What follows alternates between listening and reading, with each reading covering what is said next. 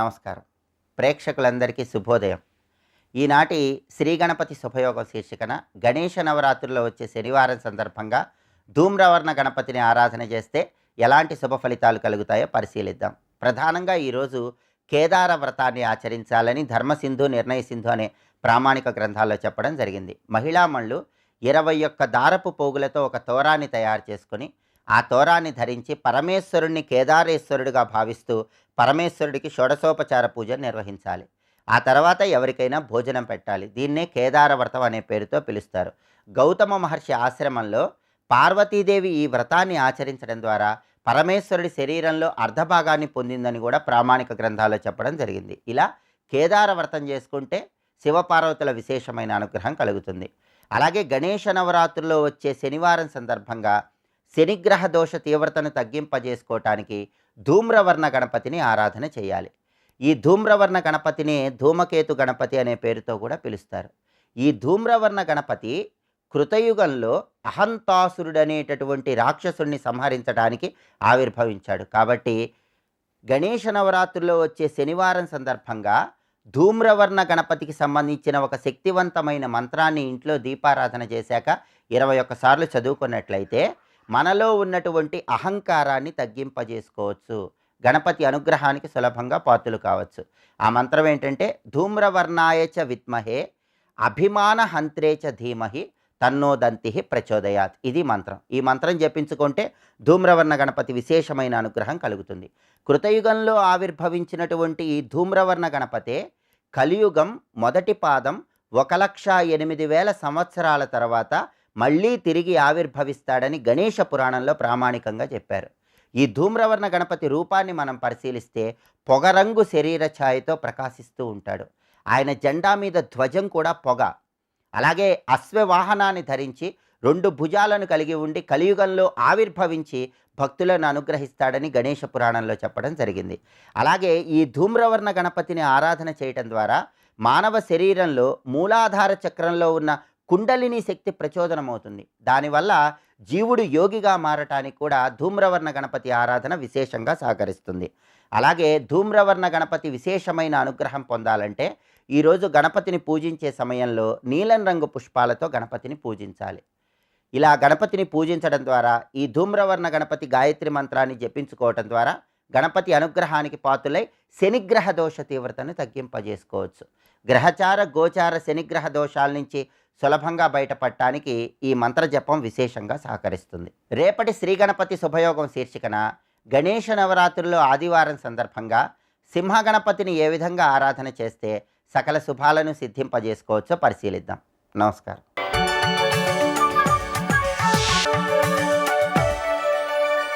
నందకిశోర నవనీత చోర నాద విహార శ్రీధర నందకిశోర నవనీత చోర నాద విహార శ్రీధర. భగవంతుడు చూపించబోయేది సర్వదేశ సర్వకాలములు సర్వ వస్తువులు యందు ఉన్నది. సర్వదేశ సర్వకాలములు సర్వ వస్తువులు తన యందున్నది చూడబోతున్నాం ఇక్కడ. అంటే ఈ స్థితి ఎలాంటిది ఊహించడమే కష్టం అండి. ఇక్కడ అలాంటి తెలియగలగాలి అంటే ఆ జీవుడి దృష్టి కూడా దేశకాలాతీతం చేయాలి. ఒక్కసారి ఆ దృష్టిని ఆ స్థితికి తీసుకెళ్ళగలిగితే దివ్య దృష్టి అంటారు. ఇక్కడ దివ్య దృష్టి, ఆ దృష్టి కావాలి.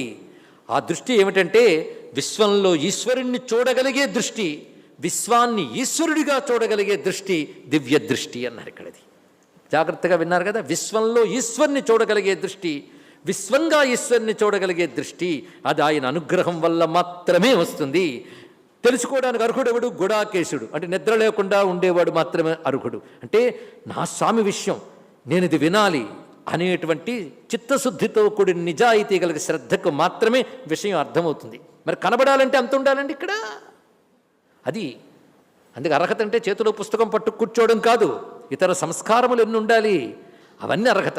అర్జునుడు లాంటి ఉత్తమ శ్రోతకి నీకు అర్హత ఉంది కానీ సమర్థత లేదు గనక సమర్థత నేను ఇస్తున్నాను అన్నాడు భగవానుడు. ఒక్కసారి ఇక్కడ నతు మాం చక్షసే దృష్టుం అనేనైవ స్వచక్షుష దివ్యం దదామి తే చక్షు. తే నీకు దివ్యం చక్షుకు దదామి, దివ్యమైన చూపునిస్తున్నాను అన్నాడు ఇక్కడ. ఇక్కడ బాగా తెలుసుకోవాల్సింది ఏంటంటే పరప్రత్యక్షం అపరప్రత్యక్షం అని రెండు ఉంటాయండి. ప్రత్యక్షం అంటే ఇంద్రియాలకు కనబడేవి అని అర్థం. ఇక్కడ అవి మనకు ప్రతిసారి కనబడుతున్నాయి. ఇంద్రియాలకు కనబడేది అపరప్రత్యక్షం, సమాధిలో గోచరించేది పరప్రత్యక్షం అన్నాడు ఇక్కడ. పరప్రత్యక్షం సమాధి స్థితి అంటే త్రిగుణాలని దాటిపోయిన స్థితికి వెళ్ళగలిగితే అప్పుడు ఈ దృశ్యం కనబడుతుంది ఇక్కడ. అంతెందుకు, నువ్వు ఒక ఇంటి స్వరూపం చూడాలి అన్నప్పుడు బయటకు వచ్చి మొత్తం కనబడుతుంది, అలాగనమాట. ఇక్కడ దాని నుంచి బయటకు రాగలగాలి. నువ్వు ఉన్నది దాంట్లో, దాని నుంచి బయటకు రావాలంటే ఎలా అవుతుందండి? ఇక్కడ ఆ స్థితి చాలా ఆశ్చర్యం. అది ఆయన ఇవ్వగలడు. ఒక్కసారి జీవుని అలాగా పైకి తీసుకువెళ్ళగలిగితే మొత్తం చూపించగలడు. అందుకే సమాధిజన్యమైన పరప్రత్యక్షం ఎలాంటిదో ఒకానొక యోగ సమాధి స్థితి అర్జునుడికి కలిగించాడు. అది తెలుసుకోవాల్సింది. ఆ యోగ సమాధి స్థితిలో యోగికి ఆ సిద్ధభూమికలో ఏది గోచరిస్తుందో అటువంటి దర్శనం ఇవ్వబోతున్నాడు, అటువంటి చూపునిచ్చాడు. ఇక్కడ గమనించవలసినది ఏంటంటే దివ్యమైన చూపు నీకు ఇస్తున్నాను అన్నాడు. అంటే చూపు మార్చాడు కానీ రూపు మార్చలేదు భగవంతుడు. ఇదొకటి గమనించవలసిన అంశం. అంటే కృష్ణుడు ఎంత ఉన్నాడు? ఇదిగో నా ముందు అన్ని అడుగులు ఉన్నాడండి. ఇప్పుడే రథాన్ని తోలి తోలి ఇక్కడికి తెచ్చాడు, ఇప్పుడు ఆపి కిందకి దిగాడు. ఇదివరకు వేణువు పట్టుకున్నాడు, ఇప్పుడు చర్నాకోల పట్టుకున్నాడు. తోత్ర వ్యతిరేక పాహనయే, ఎంత అద్భుతమైన మాట. మాట్లాడుతూ మాట్లాడుతూ మధ్యలో చంకలో పెట్టుకున్నాడు. ఇక్కడ చిన్ముద్ర పట్టుకున్నాడు. వీడా వాడే అంతే ఉన్నాడా? అంత ఉన్న దాంట్లో అంతా చూడన్నాడు. ఇక్కడ ఇంతున్న స్వరూపంలో అంతా చూపించిపోతున్నాడు. అంటే కృష్ణ పరమాత్మ విశ్వరూపుడుగానే అవతారం అంతా తిరిగాడు. అందరూ ఈ మాత్రమే చూడగలిగారంటే అది ఆయన మాయాశక్తి. అది కప్పించాడు ప్రపంచమంతా, కనుక వాళ్ళంతే చూడగలిగారు. ఎప్పుడైనా వాడు యోగ్యుడైనప్పుడు తెర తీస్తాడండి. అసలు తన విశ్వరూపం ఏంటో చూపిస్తాడు, మళ్ళీ మూసేస్తాడు. ఇది కొత్త, వాళ్ళ అమ్మకు చూపించలే. 2 పర్యాయాలు చూపించాడు. ఒక పర్యాయం క్షణకాలం అవునా కాదా అనుకునేప్పుడు మూసాడు. రెండో పర్యాయం కాసేపు ఉంచాడు. అక్రూరుడికి చూపించలేదా? అదొక రకం. జలంలో చూపించాడు. అంతెందుకు సభలో చూపించలేదు? అందరూ చూడగలిగారా? చూపించాడు. అంటే భగవానుడు ఎలా తిరుగుతున్నాడు? విశ్వరూపావతారమే కృష్ణావతారం. అందుకని విశ్వరూపుడు ఎప్పుడు కూడా. అందుకే తన తత్వాన్ని ఎక్కడ దాచిపెట్టుకుని కృష్ణుడు రాలేదు, తనుగానే దిగొచ్చిన అవతారం కృష్ణావతారం. సంపూర్ణమైన పరమాత్మతత్వం. అందుకే అతీతుణ్ణి నేనే, వ్యాపకుణ్ణి నేనే, సర్వనియామకుణ్ణి నేనే. అంటే వ్యాపకత్వ నియామకత్వం 2 ఉన్నాయండి భగవానుల్లో. వ్యాపించబోడు అంటే ఊరికే వ్యాపించి కూర్చోలే. దేని యందు వ్యాపించాడు దాన్ని నియమిస్తున్నాడు, దాన్ని శాసిస్తున్నాడు. అది వ్యాపకత్వ నియామకత్వములు కలిగిన వాడే ఈశ్వరుడు. ఇది తెలుసుకో. ఆయన విశ్వేశ్వరుడు, విశ్వమే విశ్వేశ్వరుడు. విశ్వేశ్వరుడు అనగానే విశ్వంతో సహా ఈశ్వరుడు.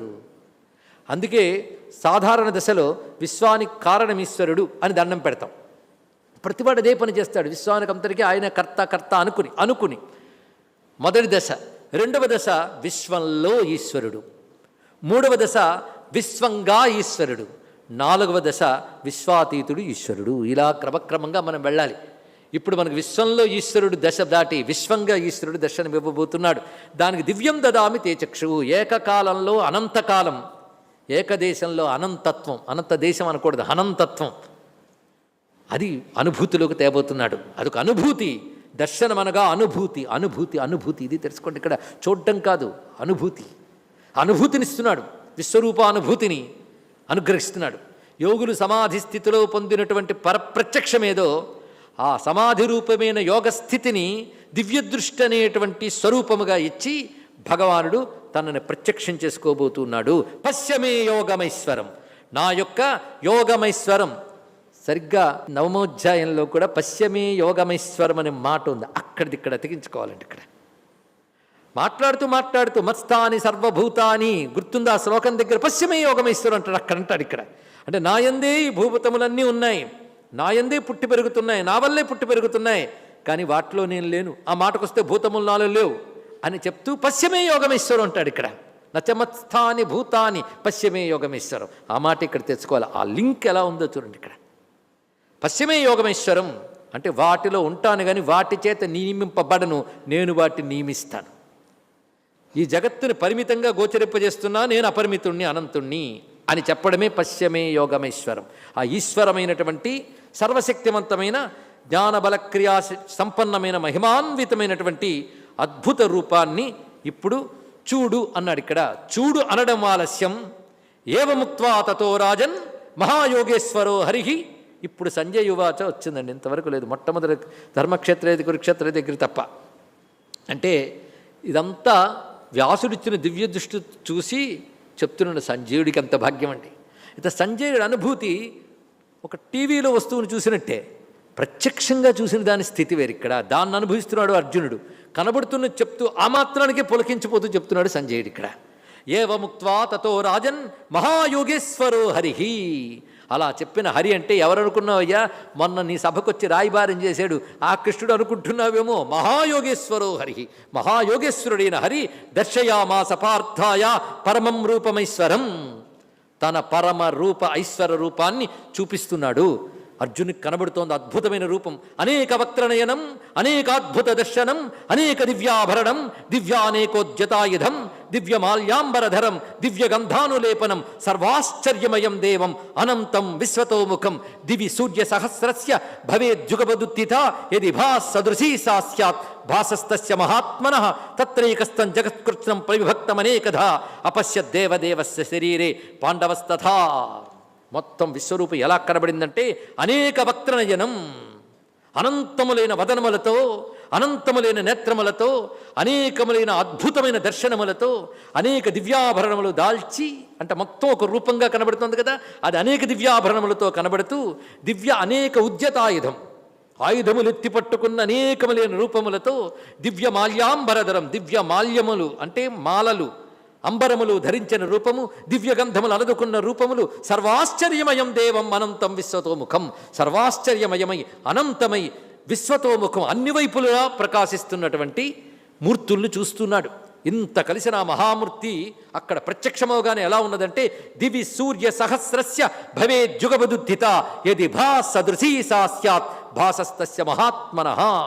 వేల కొలది సూర్యులు ఒక్కసారి ఆవిర్భవిస్తే ఎంత కాంతి పుంజం అక్కడ ఉంటుందో అంత కాంతి అక్కడ వ్యాపించింది. స్వస్తి.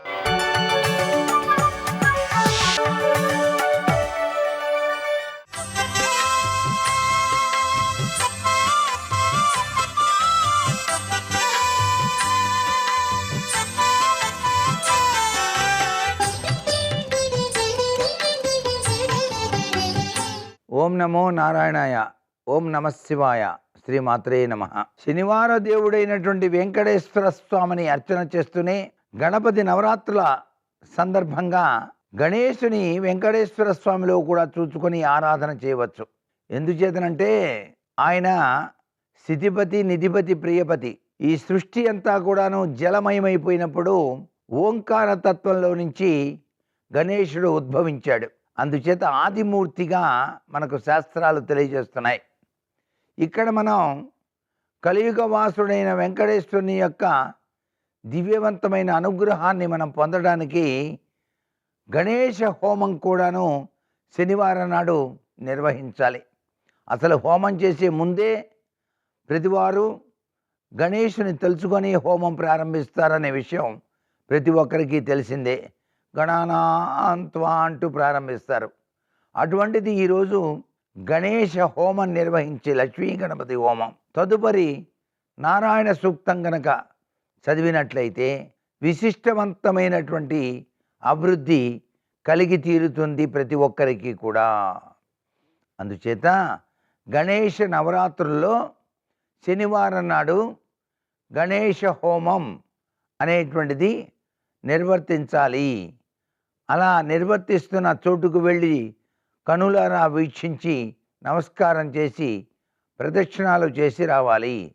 ఇలా చేసినా కూడా సత్ఫలితాలే ఇస్తారు ఆ పరమేశ్వర తత్వంలో విరాజిల్లే కలియుగ వాసుడు. అందుచేత ఇక్కడ మనం గ్రహించాల్సింది హోమము అనేటువంటిది ద్విగుణీకృతమైనటువంటి ప్రభావానికి నాంది పలుకుతుంది. అనేక సమస్యల నుంచి బయటపడేందుకు కూడాను ఈ హోమాలు సహకరిస్తాయి. దేవతలకు హవిస్సులు ఇవ్వడం చేత వారి యొక్క దివ్యవంతమైన ఆశీస్సులు మనకు ఎల్లవేళలా కూడాను సిద్ధింపజేసుకోవడానికి ఆస్కారం ఉంది.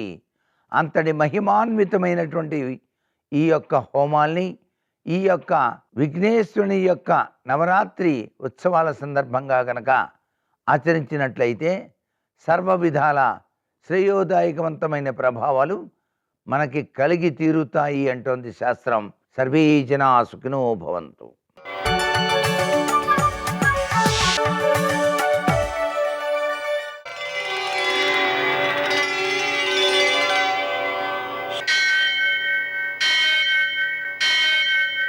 सहस्रशीर्षं देवं विश्वाक्षं विश्वशम्भुवं विश्वं नारायणं देवमक्षरं परमं पदं विश्वतः परमां नित्यं विश्वं नारायणगुं हरिं विश्वमेवेदं पुरुषस्तद्विश्वमुपजीवति पतिं विश्वस्यात्मेश्वरगुं शाश्वतगुं शिवमच्युतम् नारायणं महाज्ञेयं विश्वात्मानं परायणम्.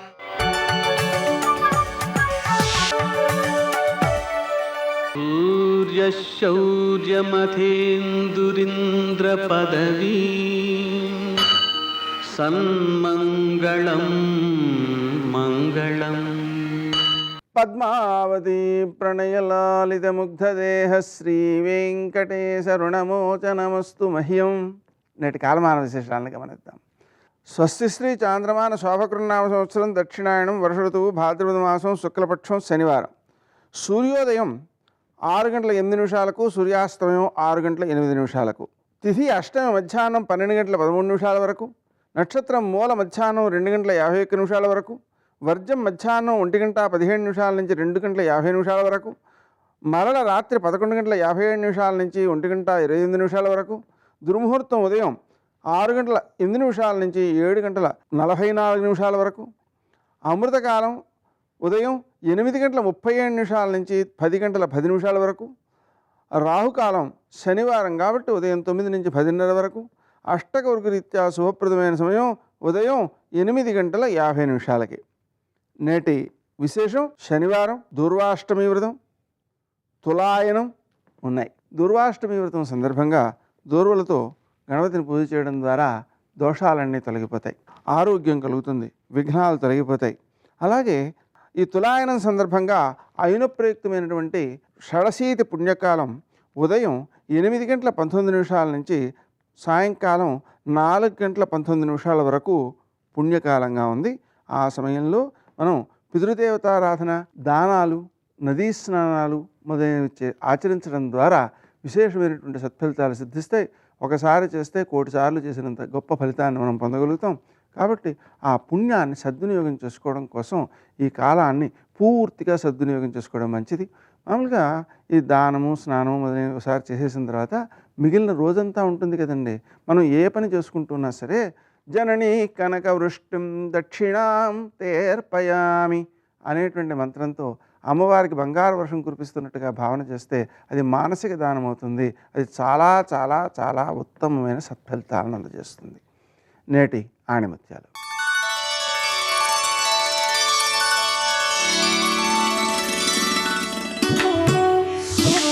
ముళ్ళబాట దాటితేనే పూలబాట ఎదురవుతుంది. అలాగే సవాళ్లను ఎదుర్కొంటేనే విజయం వరిస్తుంది.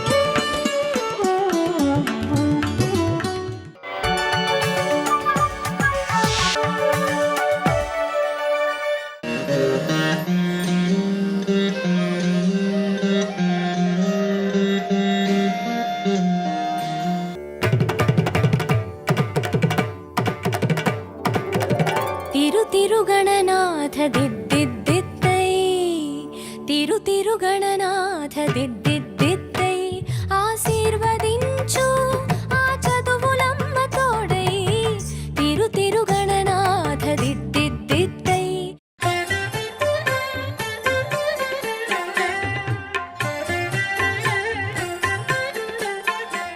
మన దేవతా గణంలో ప్రథముడైన గణపతిని విఘ్నాలు తొలగిపోయేందుకు ఆరాధించడం వేదకాలం నుంచి ఉన్న సంప్రదాయం. గ అనే అక్షరం జ్ఞానవాచకం. అణ అనే అక్షరానికి అర్థం నిర్వాణం. జ్ఞాన నిర్వాణ ప్రదాయకుడు వినాయకుడు. అలాంటి వినాయకుణ్ణి ప్రకృతి స్వరూపుడిగా మనం ఆరాధిస్తాం. ఆయన ఆకృతిని ప్రకృతిలోని అంశాలకు ప్రతిఫలాలుగా సంభావిస్తాం. ఆ ప్రతీకగానే శ్వేతార్క మూలంగా అనగా తెల్లజిల్లేడు వృక్ష కాండంగా వినాయకమూర్తి ఆవిర్భవించాడు. ప్రకృతికి తనకి అభేదమని స్వామి చాటి చెప్పాడు. సహజ సిద్ధమైన శ్వేతార్కమూల గణపతి నెలకొన్న కాజీపేటలోని విష్ణుపురి ఆలయం భక్తుల్ని విశేషంగా ఆకర్షిస్తోంది.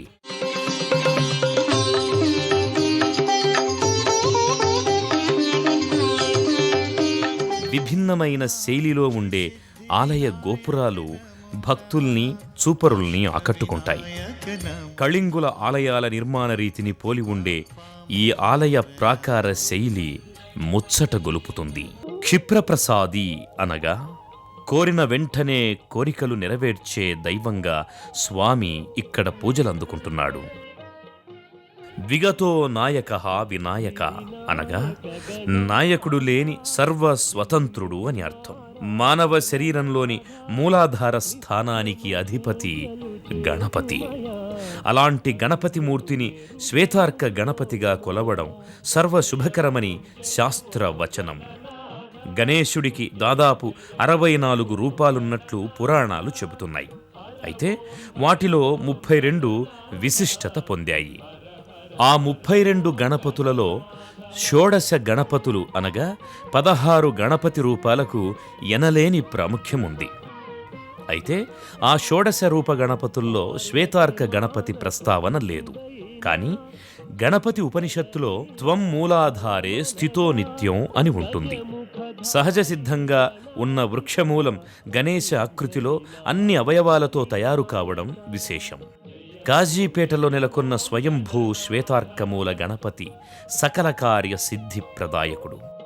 ఎలాంటి చెక్కడాలు మలచడాలు లేకుండా స్పష్టంగా సంపూర్ణ గణపతి స్వరూపంతో అలరారుతున్నాడు ఇక్కడ స్వామి. గణేశ ప్రతిమ తూర్పుముఖంగా ఉంటుంది. స్వామివారి చూపు ఈశాన్యం వైపు ఉంటుంది, అనగా కైలాస స్థానాన్ని చూస్తున్నట్టుగా ఉంటుందన్నమాట. ఈ స్వామి వాస్తుదోష నివారకుడిగా కూడా పూజలు స్వీకరిస్తున్నాడు. నల్గొండ ప్రాంతంలో దాదాపు 100 ఏళ్ల నాటి శ్వేతార్క వృక్షం స్వామి రూపంలో ఆవిష్కృతమయ్యింది. నిజరూపానికి తగినట్టుగా తీర్చిదిద్దిన 18 కిలోల వెండి కవచంతో స్వామి ప్రకాశిస్తుంటాడు. ప్రతి మంగళవారం గణపతి స్వామికి విశేష రీతిలో అభిషేకాన్ని నిర్వహిస్తారు. ఈ అభిషేక వేడుక నేత్రపర్వంగా కొనసాగుతుంది. श्रीविघ्नराजं भजे श्रीविघ्नराजं भजे श्रीविघ्नराजं भजे श्रीविघ्नराजं भजे श्रीविघ्नराजं भजे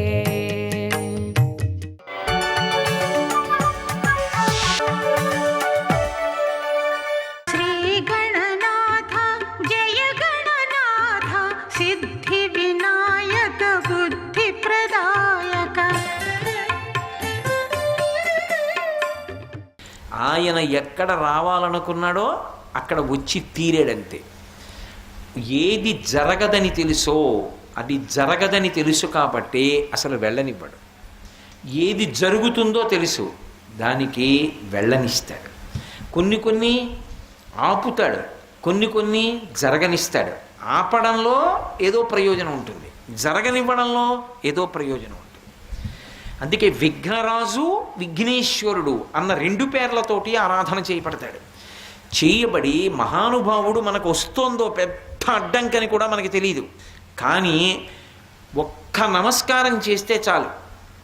రోజు ఒక్క నమస్కారం పెడితే, ఇదిగో నేను మీకు ఇప్పుడు చెప్తున్నానే చిన్న శ్లోకం, సదాబాల రూపాపి విఘ్నాద్రిహంత్రి, అటువంటి శ్లోకాన్ని ఒక్కసారి అనుకుని బయటికి వెడితే చాలు, కాపాడతాడంతే. విఘ్నం రాకుండా చూస్తాడు.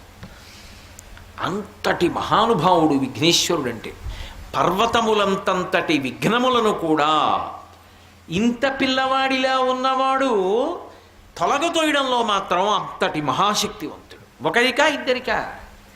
ఒకరికి ఇద్దరికీ కాదు, ఎన్ని కోట్ల మందికైనా సరే నమస్కారం చేసిన వాళ్ళందరికీ కూడా అనుగ్రహాన్ని వర్షిస్తాడు. అందుకే సదాబాల రూపాపి విఘ్నాద్రిహంత్రి.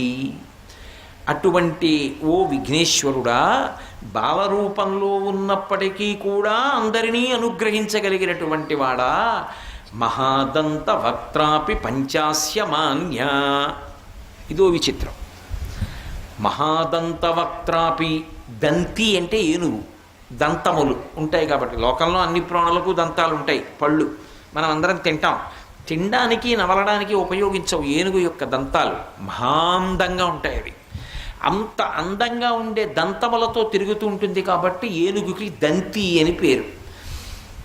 ఏనుగు అంత గొప్పదైనా ఏనుగుకో లక్షణం ఉంది. అది సింహం కనపడింది అనుకోండి భయపడిపోతుంది. సింహానికో లక్షణం. ఏనుగు కనపడింది అనుకోండి బలమంతటిని కూడా తీసుకుని ఎగురుతుంది. సింహం సాధారణంగా భూమి మీద కదా పరిగెడుతుంది. పెద్ద భద్రగజం పెడుతోంది అనుకోండి, గురువాయూరు ఎడితే మీకు ఇప్పటికీ కనపడతాయి. రాత్రి వేళలో గురువయ్యూరు దేవాలయం చుట్టూ ఏనుగులు తిరుగుతాయి. తిరిగినప్పుడు చూడాలి మీరు, కొండలు తిరుగుతున్నాయా అనిపిస్తుంది. అంతంత ఎత్తునుంటాయి భద్రగజాలు. ఏనుగుల్లో జాతులన్నీ తిరుగుతాయి కృష్ణ పరమాత్మ మూర్తిని పైన పెట్టుకుని. అటువంటి ఏనుగు అంత ఎత్తునుంటుంది. ఏనుగుని కొట్టాలంటే కుంభస్థలం మీద కొట్టాలి. ఆ కుంభస్థలం మీదకి ఎక్కాలి. ఎక్కనిస్తుంది ఆ ఏనుగు? కాలు పెట్టి తొక్కేస్తుంది, తొండంతో తిప్పి విసిరేస్తుంది. అందుకే సింహం ఏం చేస్తుందంటే ఎగిరి కూర్చుంటుంది కుంభస్థలం మీద. శాతనకగ్రకండితల సన్మజ కుంజర కుంభముక్త ముక్తాతత శైల అంటారు మహాభారతంలో. ఆ పైకి ఎగిరి కూర్చుని తని తొండం పెట్టి ఎత్తితే అందకుండా పంజా పెట్టి కొట్టి కుంభస్థలాన్ని బద్దలగొట్టి మాంసపు ముద్దలు తీసి చిందరవందర చేసి అందులోంచి ముత్యాలు తీస్తుంది. ఏనుగు కుంభస్థలంలో ముత్యాలు ఉంటాయి అని. ఆ ముత్యాలు తీసి గజాసురుడని ఒక రాక్షసుడు ఏనుగు రూపంలో ఉంటే పరమశివుడు సంహారం చేసి ఆయన కుంభస్థలంలో ఉన్న ముత్యాలు తీసి హారం కట్టి పార్వతీదేవి మెడలో వేశాడు. కాబట్టి ఏనుగుకి సింహం అంటే భయం. ఎంత భయం అంటే సింహ స్వప్నం అంటారు. సింహం కల్లోకి వచ్చిందనుకోండి ఏనుగు చచ్చిపోతుంది. అంత భయం ఏనుగుకి. ఏనుగు కనబడితే సింహానికి అంత ప్రీతి, వేట అంటాం, చంపడం. రెండు పుట్టుకతో ఆజన్మ వైరం అంటారే, అవి రెండింటికి ఇతరత్రా ఏం ఉండదు. కానీ పుట్టుకతో ఏనుగుని కొట్టడం అంటే సింహానికి సరదా. ఈ సింహం కనపడుతుందేమో అని ఏనుగుకి భయం. కానీ శంకర భగవత్పాదులు అంటున్నారు, మహాదంత వక్త్రాపి పంచాస్య మాన్య. ఏనుగు ముఖంతో ఉన్న సింహంతో పూజింపబడేవాడా అన్నారు. ఇదేం విచిత్రం. ఏనుగు ముఖంతో ఉంటే సింహాన్ని చూసి పారిపోవాలి ఎంత వినాయకుడైనా. కానీ ఏనుగు ముఖంతో నువ్వు ఉండి సింహంతో పూజింపబడతావు. ఎంత చమత్కారం నీదంటున్నారు. సర్వం శ్రీ ఉమామహేశ్వర పరబ్రహ్మార్పణమస్తు. స్వస్తి.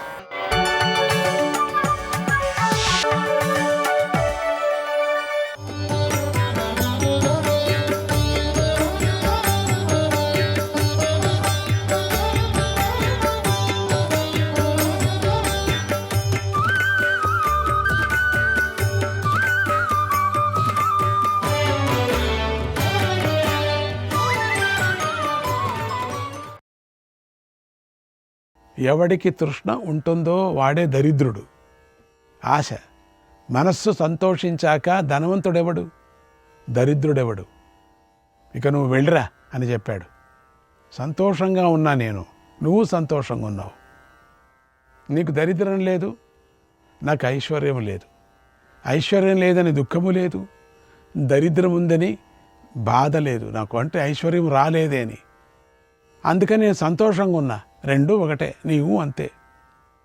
ఆ యతీశ్వరుడు చెప్పినట్టుగా ఎల్లప్పుడూ సంతృప్తి చెందిన మనస్సుతో సంతోషంగా ఉండే భక్తులే భగవంతుడికి ప్రియులవుతారు.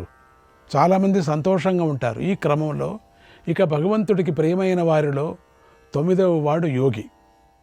యోగం అంటే ఏమిటి అనే విచారాన్ని 2, 3, 4 అధ్యాయాలలో అప్పుడప్పుడే చాలా చేశాం. యోగి అంటే చిత్తాన్ని సమాధానపరుచుకున్నవాడు అని ఇక్కడ భగవత్పదాచార్యులు వారు, శంకర భగవత్పాదులు చెప్పారు. కొందరు యోగి యతాత్మ అనే ఈ 2 పదాలను కలిపి చెప్పారు. యతాత్మ అంటే ప్రయత్నపూర్వకంగా మనస్సు యొక్క స్వభావాన్ని పట్టి ఉంచినవాడు అని అర్థం. మనస్సును స్వాధీనపరుచుకునే ప్రయత్నం చేసే భక్తుడే భగవంతుడికి ప్రియుడవుతాడు. మంత్రజపము, తపస్సు, సత్గ్రంథ పఠనము, ధ్యానము, సత్పురుష సాంగత్యము మొదలైన ఆధ్యాత్మిక సాధనాల వల్ల మనస్సు వశమవుతుంది. మంచి ఊపు మీద ఉండి పట్టుచిక్కని గుర్రమైన మంచి క్రమశిక్షణలో కూడిన అభ్యాసంతో దారికి వస్తుంది కదా, అలాగే మనస్సు కూడా ప్రయత్నం చేస్తే వశమవుతుంది, చంచలం లేకుండా ఉంటుంది. ఇక 11వ భక్త లక్షణము దృఢ నిశ్చయం. ఈ దృఢ నిశ్చయం కలవాడిని భగవంతుడు తనకు ప్రియుడు అంటున్నాడు. ఎవరికైతే ఆత్మతత్వ విషయంలో దృఢమైన స్థిరమైన నిశ్చయము కదిలిపోని మనస్సు ఉంటాయో అతడు భగవంతుడికి ప్రీతిపాత్రుడు. ప్రతి జీవుడు తన జీవిత లక్ష్యాన్ని నిర్ణయించుకొని దాన్ని సాధించటానికై మంచి పట్టుదలతో దీక్షతో ముందుకు సాగాలి. ఆధ్యాత్మిక సాధనలో భగవంతుణ్ణి దర్శించి ఆయనను పొందటమే చరమ లక్ష్యమై ఉండాలి, అదే లక్ష్యమై ఉండాలి. సాధన ప్రారంభించిన కొత్తల్లోనూ మధ్యలోనూ విఘ్నాలు కలుగుతాయి. అప్పుడు కూడా వెనకడుగు వేయకూడదు. చంచలం లేని మనస్సుతో మహావీరుడై ముందుకు సాగాలి. గురువులోనూ శాస్త్రంలోనూ భగవంతుడిలోనూ భక్తుడికి దృఢమైన విశ్వాసం ఉండాలి. గురువు చెప్పిన మార్గాన్ని వ్రతంగా తీసుకొని దాన్ని దృఢంగా అనుసరించాలి. ఆంజనేయ స్వామి సీతా అమ్మవారి దర్శనానికై సముద్రాన్ని దాటుతూ ఉండగా మైనాకుడు పైకొచ్చి, ఓ స్వామి, నాపై విశ్రమించి వెళ్ళు అని ప్రార్థించాడు. కానీ రామకార్యం పూర్తి చేయేంత వరకు నేను విశ్రమించను అని దృఢ నిశ్చయం చేసుకున్నటువంటి ఆంజనేయ స్వామి మైనాకుడిని గౌరవించి ఆగకుండా ముందుకు సాగిపోయాడు. దృఢ నిశ్చయం కలవారికే దృఢవ్రతం సిద్ధిస్తుంది. అటువంటి వారే భగవంతుడికి ప్రియురవుతారు. దృఢ నిశ్చయం కలవారు ఎటువంటి కష్టాలు పరీక్షలు వచ్చినా చలించరు, విశ్వాసంతో ముందుకు సాగుతారు. బాలగంగాధర తిలక్ గారికి 1908వ సంవత్సరం నుంచి 1914 సంవత్సరం వరకు బర్మాలోని మాండలేలో కారాగారంలో బంధించారు. ఆయన ఆ బంధనాన్ని తన ఆధ్యాత్మిక సాధనకు వినియోగించుకున్నాడు. నేను బయట లోకంలో ఉంటే ఇంత సాధన చేయలేను, కనుక భగవంతుడే నాకు ఈ అవకాశం కల్పించాడు అనుకొని సాధన ప్రారంభించి భగవద్గీతను అధ్యయనం చేయటం మాత్రమే కాకుండా గీతా రహస్యం అనే బృహత్ గ్రంథాన్ని మరాఠీ భాషలో రచించాడు. కారాగారం నుంచి విడుదల కాగానే దాన్ని ప్రచురించారు. ఇక 12వ భక్తుల లక్షణం భగవదర్పిత మనోబుద్ధిత్వము. భగవంతుడు అంటున్నాడు, ఎవరైతే తమ మనోబుద్ధులను నాయందే అర్పించి నాయందే స్థాపించి ఉంటారో అటువంటి వారు నాకు ప్రియులు. ఇక్కడ మయి అంటే పరమాత్మ యందు అని అర్థం. సగుణోపాసకులకు భక్తులకు కూడా భగవంతుని యందు అని అర్థం. పతివ్రతాశ్రీ ఎలాగైతే తన సర్వస్వాన్ని భర్తకు అర్పించుంటుందో అలాగే భక్తులు తమ మనోబుద్ధులను భగవంతుడికి అర్పించాలి. మనోబుద్ధులు అర్పిస్తే చాలా, వేరేవి అర్పించనక్కర్లేదా అని ప్రశ్నించకూడదు. మనోబుద్ధులనే చెప్పిన తర్వాత ఇక తక్కిన వాటిని గురించి చెప్పవలసిన పని లేదు కదా. ఇక్కడ ప్రియోకి జ్ఞానినోత్యర్థం, ప్రియోకి జ్ఞానినోత్యర్థం అహం సచ మమ ప్రియ అని 7వ అధ్యాయంలో చెప్పిన విషయాన్ని గుర్తు చేస్తున్నారు. అక్కడ సూక్ష్మంగా చెప్పిన విషయాన్ని ఇక్కడ విస్తారంగా చెప్పారు. ఈ చెప్పిన చివరి సాధన అంత సులభమైనది కాదు. ఇది గురుకృపతోనూ భగవద్ అనుగ్రహంతోనూ తీవ్రమైన స్వప్రయత్నంతోనూ సిద్ధించే సాధన. అందుకే తెలుగు వాక్యం చెప్పింది, నీపై బుద్ధి మాకు నిమ్ము కరుణన్ నీరేజ పత్రేక్షణ, నీరేజ పత్రేక్షణ అని భాగవతంలో యమనార్జునుడు ప్రార్థించినట్టుగా ప్రార్థిస్తూ సాధన చేయాలి. యస్మాన్నో ద్విజతే లోకః లోకాన్నో ద్విజతే చయః హర్షామర్షభయోద్వేగై ముక్తో యస్స చ మే ప్రియః. ఎవడు లోకం వల్ల ఉద్వేగాన్ని పొందడో, భయపడడో, మరియు సంతోషంతోనూ అసూయతోనూ ఓర్పు లేకపోవటంతోనూ భయంతోనూ కలవరపాటుతోనూ ఎవడైతే ముక్తుడై ఉంటాడో, అవి విడవబడి ఉంటాడో, ఆహా అతడు కూడా నాకు ప్రియుడు. ఇది చాలు. పూర్వం చెప్పిన 13 లక్షణాలు సాధకుడి లోపల ఉండేవి. అవి ఎవరికి వారికే తెలుస్తాయి, కానీ బయటకు తెలియవు. కొన్ని మాత్రం బయటకు తెలుస్తాయి. కానీ ఈ శ్లోకంలో చెప్పినవన్నీ బయటికి లోక వ్యవహారాలకు సంబంధించినవి. భక్తుడిని చూసి ఎవరూ భయపడకూడదు. ఎవరిని చూసి భక్తుడు భయపడకూడదు. ఎవరిని కూడా చూసి. ఈ స్థితి అన్ని చోట్ల భగవంతుడిని చూసిన వాడికే కలుగుతుంది. సామాన్యంగా తీవ్రమైన భక్తి కలవారికి లోకంలో శత్రువులు ఎక్కువగా ఉంటారు. కొందరిని భక్తులే శత్రువులుగా చేసుకుంటారు. కొందరు సహజంగానే వీరికి శత్రువులు అవుతారు. భగవంతుడి పరీక్షేమ అన్నట్టుగా వారు భక్తులను చాలా విధాలుగా పీడిస్తారు, నిందిస్తారు. గొప్ప గొప్ప భక్తులకు కూడా ప్రపంచంలో ఈ కష్టము తప్పలేదు.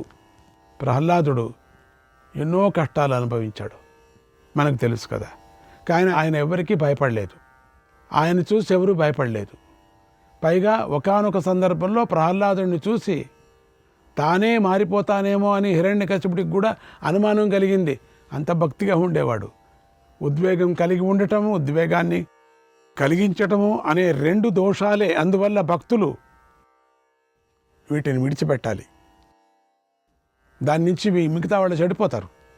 ఆ మాటలు మాట్లాడుతుంటే ఆ కడుపు మంట ఇంకొకరికి ట్రాన్స్ఫర్ అయిపోతుంది. తప్పది. ఇంకొక భక్తుడు చెడిపోతాడు. ప్రియాన్ని కలిగించేది లభించినప్పుడు పొంగిపోవటం అనేది భక్తుడు చేయకూడదు. కొందరు బయటకు కనిపించకుండా జాగ్రత్త పడతారు. కానీ ఇక్కడ ప్రియలాభం కలిగినప్పుడు అంతఃకరణంలో కూడా ఉబ్బిపోకూడదని చెబుతున్నాడు. ప్రియలాభం కలిగినప్పుడు వెంట్రుకలు నిక్కుపొడుచుకోవటము, తెలియకనే ఆనంద బాష్పాలు రావటము వంటివి భక్తుల్లో ఉండకూడదు. దానినే ఇక్కడ హర్షము అని పిలుస్తారు. అలాగే దుఃఖం కలిగినప్పుడు కూడా మనస్సు కలత చెందకుండా ఉండాలి. సామాన్యంగా కష్టము, నష్టము, ఆపదలు కలిగినప్పుడు మనస్సు వ్యాకులం అయిపోతుంది కదా, చాలా అలకల్లోలం. అప్పుడు క్షణక్షణాలంతా కూడా యుగాలుగా తోస్తాయి కదా. అదే సుఖము, లాభము. సంపదలు కలిగినప్పుడు మనస్సు ఉత్సాహంగా ఉంటుంది. అప్పుడు యుగాలు కూడా క్షణాల్లాగా దొర్లిపోతాయి. ఇంత తొందరగా అయిపోయిందే, సుఖంగా ఉన్నాడు. కానీ భక్తుడికి ఇటువంటివి ఉండకూడదు. భక్తుడైన వాడు అన్నిటినీ సహించుకోవాలి. సహించే గుణాన్ని పెంచుకోవాలి. అమర్షము అంటే అసహిష్ణుత, అంటే ఇతరుల ఎదుగుదల చూసి సహించుకోలేక అసూయపడటము. ఇది భక్తుడికి అస్సలు పనికిరాదు. భక్తుడు దేనికి భయపడరాదు. సర్వత్రా భగవంతుడిని చూసేవాడికి భయం ఎలా కలుగుతుంది? కలుగదు కదా. తక్కినవన్నీ మనం అనుకుంటే వచ్చేవి, కానీ భయం మాత్రం అలా కాదు. అది మాత్రం మనకి చెప్పకుండా, మనకి తెలియకుండా అకస్మాత్తుగా అలా వచ్చేస్తుంది మనసులో. మరి భయం లేకుండా ఉండాలంటే ఎలా అంటే, అసలు భయం ఎందుకు కలుగుతుందో తెలుసుకోవాలి. 2 వస్తువులు, 2 వ్యక్తులు ఉన్నప్పుడే భయం పడుతుంది. సగుణోపాసకుడైన భక్తుడు తనతో పాటుగా అంతటా భగవంతుడినే దర్శిస్తాడు కదా, నిజం కదా. అందువల్ల భయపడాడు. ఇక జ్ఞాని అయినవాడు పరబ్రహ్మం కన్నా వేరైనది లేనే లేదు, అంతా మిథ్యే, బ్రహ్మ మాత్రమే సత్యము అని తెలుసుకొని ఉంటాడు. కనుక అతడికి కూడా భయం ఉండదు. ఇలా ఎవరైతే భయం లేకుండా ఉన్నారో వారంటే భగవంతుడికి ఇష్టం. కొంతమంది ప్రతిదానికి ఉద్వేగపడుతూ ఉంటారు, తటపటాయిస్తూ ఉంటారు. ఇది కూడా భక్తుడికి పనికిరాదు.